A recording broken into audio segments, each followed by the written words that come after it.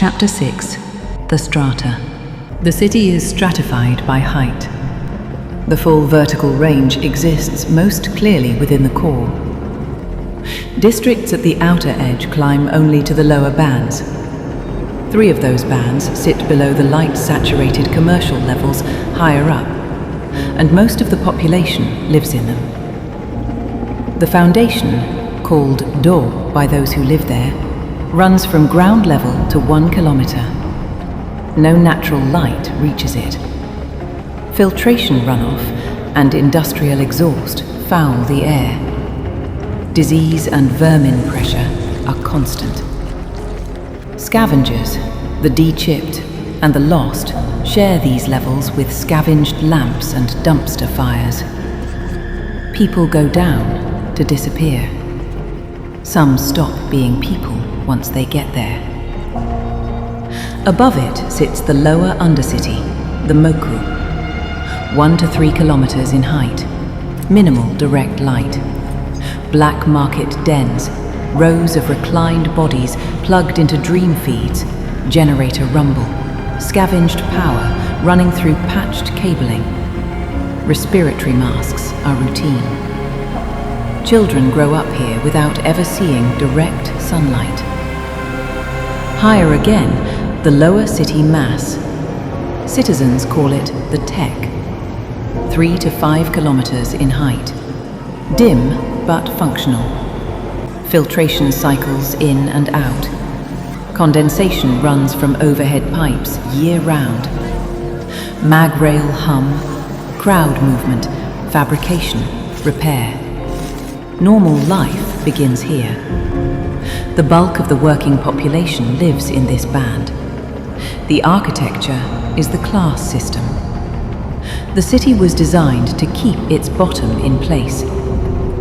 Above the working band, the city's upper bands rise toward sunlight. Most of the population will never reach any of them. The carry, the mid-city, runs from 5 to 7 kilometers. The lit belt. Holographic advertising wraps every tower flank in continuous loops.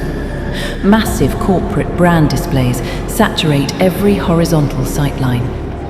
Densely packed towers extend upward beyond what the eye can hold. Crowded walkways thread between them at every altitude, in continuous motion at every hour. The neural implant projects more advertising directly into the visual field of every chipped citizen. Eyes do not rest. Above it, the aura, the upper city, climbs from 7 to 9 kilometers. The air is cleaner. The advertising thins, and the towers stand apart instead of stacking on top of each other. Office complexes and managed residential blocks replace the dense commercial chaos below. The crowd moves at a slower pace, dressed in business attire rather than work uniforms. Planted courtyards open between buildings. The administrative class lives at this altitude, made up of the families that run the city's offices, finance, and law. The 10, the cloud line, runs from 9 to 11 kilometers. This is the first stratum from which the sky is genuinely visible most days. Clouds pass directly through and around the towers at this altitude, sometimes thick enough to obscure the lower bands entirely. Direct rain falls onto the platforms instead of conduit drip from below, and real wind moves across them. The water at this altitude is cleaner than anything tested in the bands below. High-end private residences and penthouse complexes dominate the towers. Most residents of the lower bands will never set foot here.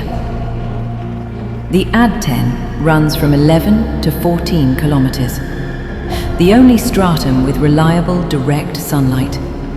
At this altitude, the natural atmosphere is too thin to breathe. The air on the platforms is enriched and pressurized through atmospheric processing arrays built into every structure. Climate is held at engineered constant. Towers stand isolated from each other rather than packed together, each one its own grand vertical estate. The AdTen holds a fraction of a percent of the city's population. Air, water, and light are rationed by altitude. The Foundation cannot leave its band. The AdTen does not need to.